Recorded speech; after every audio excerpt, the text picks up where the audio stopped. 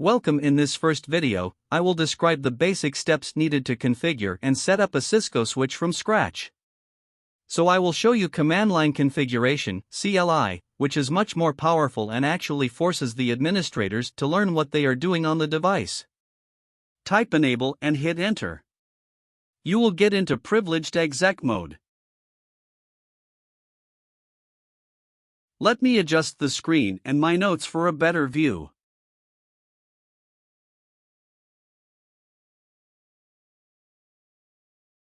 Now, get into global configuration mode. Set up a hostname for the particular switch to distinguish it in the network.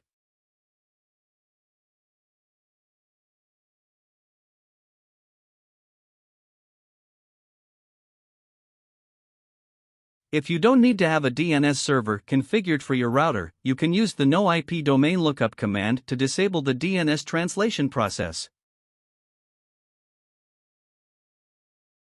The use of the line console 0 command is to connect a switch/router through a medium console.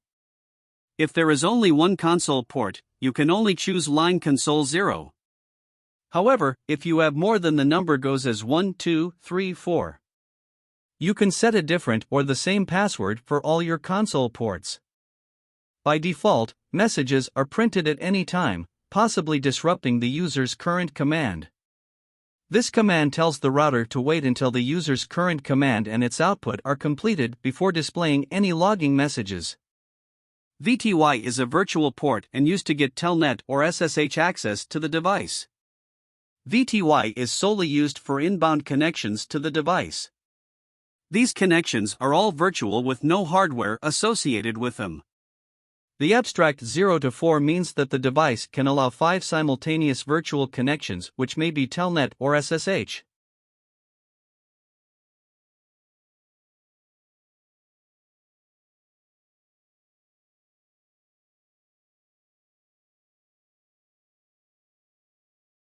Configure an administration password, enable secret password, and enable password, but the enable secret password command provides better security by storing the enable secret password using a non-reversible cryptographic function.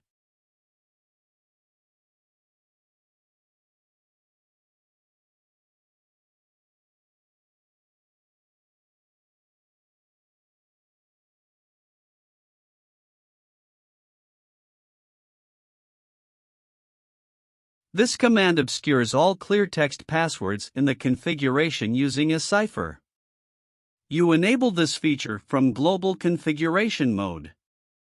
Now a show run command no longer displays the password in a humanly readable format.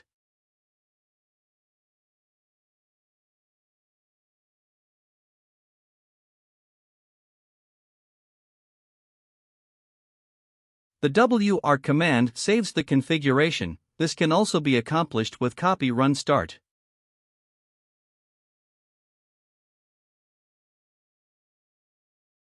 The above are some steps that can be followed for the basic setup of a Cisco switch. Of course, there are more things you can configure, but those depend on the requirements of each particular network. Thanks for watching the video. Please like and subscribe.